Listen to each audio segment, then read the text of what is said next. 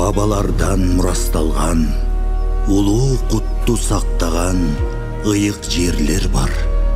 Айдарым жел аталар үнүн али күнчө абаздаган.